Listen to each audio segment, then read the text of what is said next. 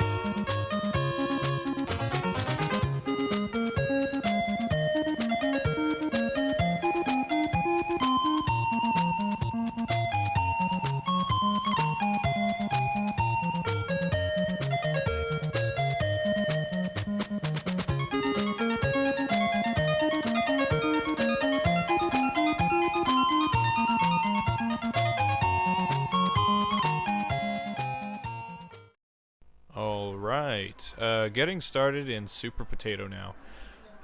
Probably the most well-known of all the retro shops in Akihabara, which has been kind of to its detriment lately, and I'll talk about that in a bit. Here, Famicom Disc and Famicom Twins. Very cool. I really enjoy the Famicom Twin. I have two of them, actually. Excellent. You can see some PC Engine core graphics, PCFX. Here's even a laser active with the PC Engine pack, which is very cool but very expensive. You can see some demo units here, and then some Sega consoles on display here. Well, not on display, but for sale. Essentially, Super Potato being the not just the most well-known retro store in Akiba, but pretty much the only known store to a certain extent. This is where all the tourists come. You can see up here, this is cool. They got gameplay on display, and then the carts in front of them if you want to. So you can see the game being demoed, and you can pick up the cart if you want. We're going to be coming around to some shelves that are looking pretty sparse. And this, I think, this was the catalyst behind an article that suggested that Akihabara, or Japan, is running out of retro games for some reason. You can see here their PC Engine section is looking pretty sparse.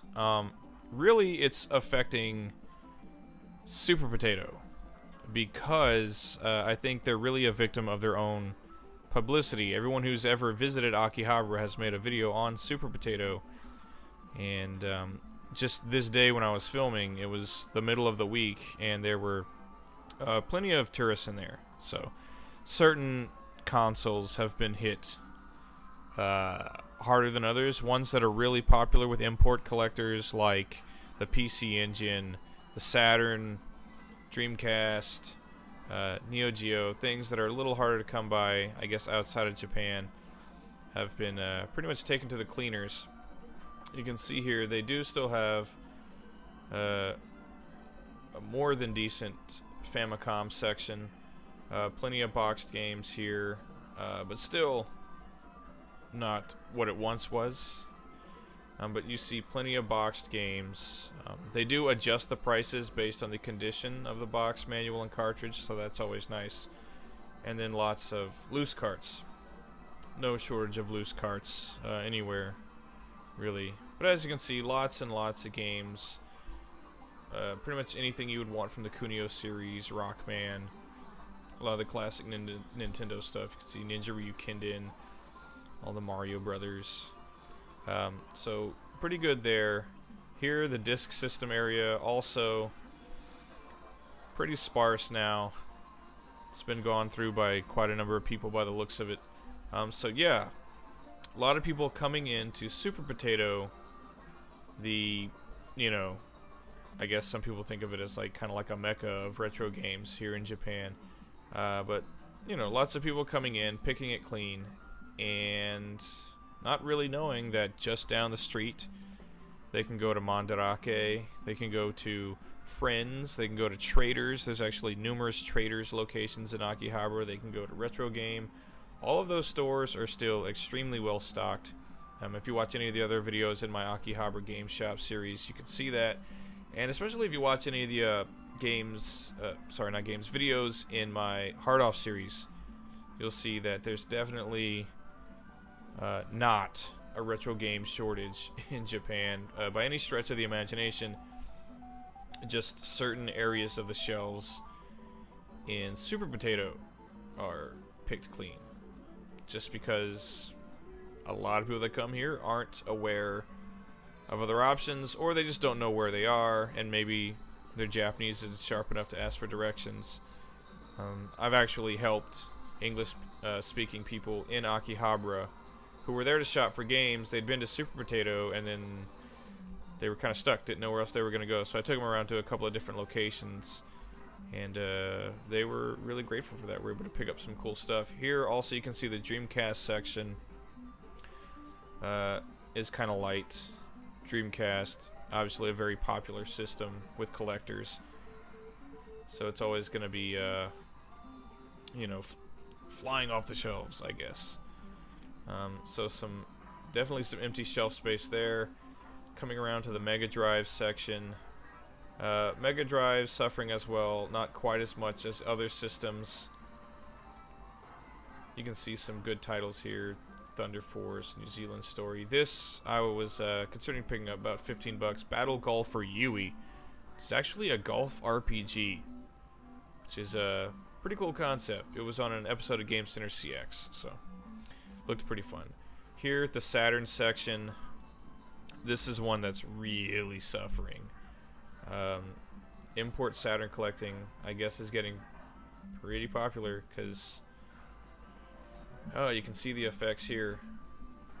But still, some good titles to choose from. And they get new stock, presumably every week, if not every day. Here, more Sega stuff, Master System and Mark III, also very sparse. And then the Neo Geo section, stripped almost completely bare. Which, again, Neo Geo, not the easiest stuff to come by. But here, the case is always going to be full. Just because you can look in here, you can see all these amazing games, and then you can take a look at the prices too, and you can see why the case is always full. This is really for the high roller types. You can see they have cool games like Pulse Man, Snow Brothers, and the like, which are going to be hundreds of dollars, up to and floating around $1,000. Plenty of Neo Geo AES in there and whatnot. Here, this is the real heartbreaker. Wild Guns. That's about $1,000. Undercover Cops. You know, games I'd really love to play, but you know, so expensive it hurts. And that's the first floor. Here we are on the second floor, which has not been hit quite as hard, because second floor is all not so retro stuff. A lot of PS1, PS2, GameCube, N64. You can see here there's plenty of consoles on the shelf and some peripherals and what have you. That's very cool. Coming around here, an extremely modest Xbox section. That's not because it's Super Potato, that's just because it's Japan, and the Xbox, not exactly the most popular system here. But then coming around to some soundtracks, which is always awesome. Who doesn't love some great game music? Here you can go ahead and buy soundtracks. A lot of them, they are marked new. They're brand new factory sealed soundtracks, which is awesome. And then here, lots and lots of strategy guides, which is also very cool. I've picked up a couple of strategy guides from here, actually, just for the hell of it. And then here, more soundtracks on display. I think maybe another issue too is people buying up retro games here in Japan specifically for the purposes of selling them online. And that's what's kind of, again, putting a dent in Super Potato stock. Coming around, PS1. All these Capcom games on display here.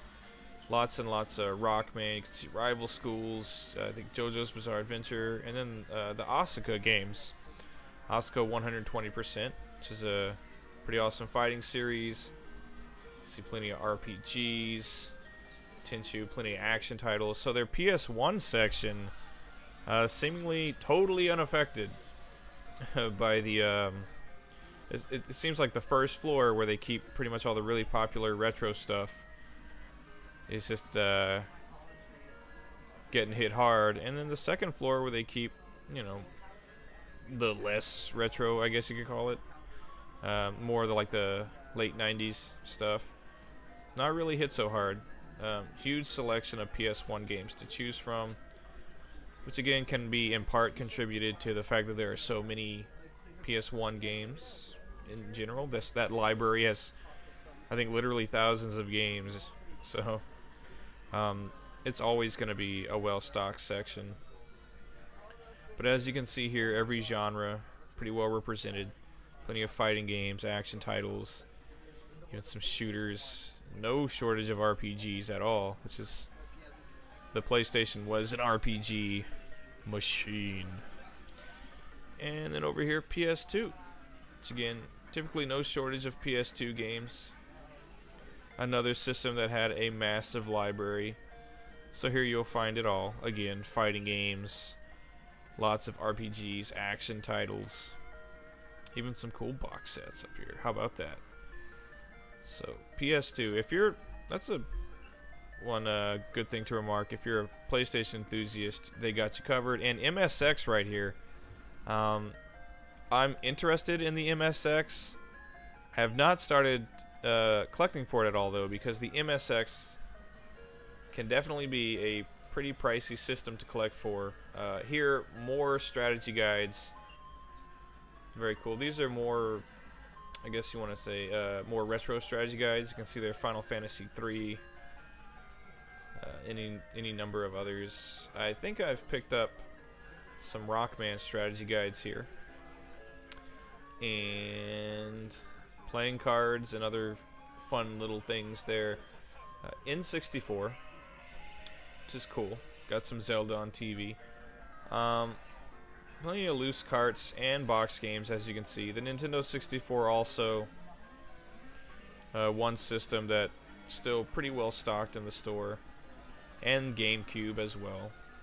Which, collecting for the Japanese GameCube, actually really enjoyable.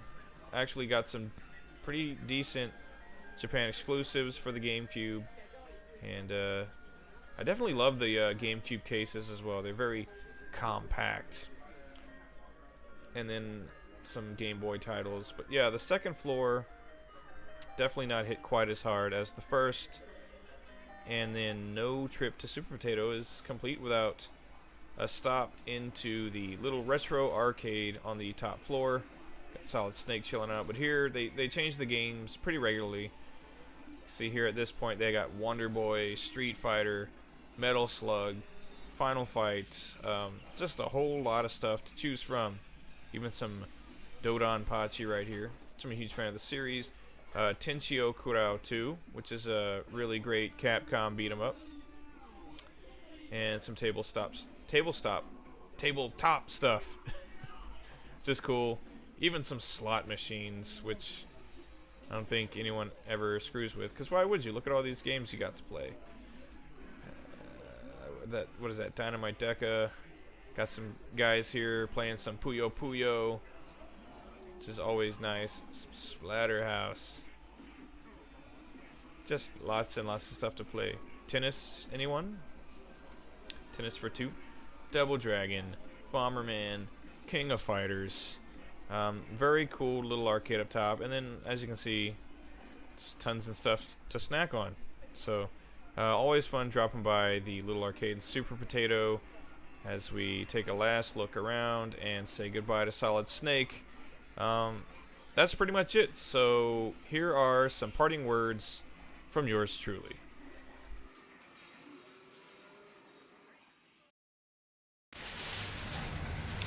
Alright, so that's it. Done with my shopping in Super Potato. Here's the elevator, by the way, in case anyone was interested. And it's back out into the street, but Super Potato, very cool store. Prices are pretty high sometimes, so even if you don't intend to buy anything, maybe just stop by anyway. It's pretty fun to just kind of hang out and see all the games. So that's it for this edition of Akihabara Game Shops. Thanks for watching, everybody. Take care. I shall see you next time.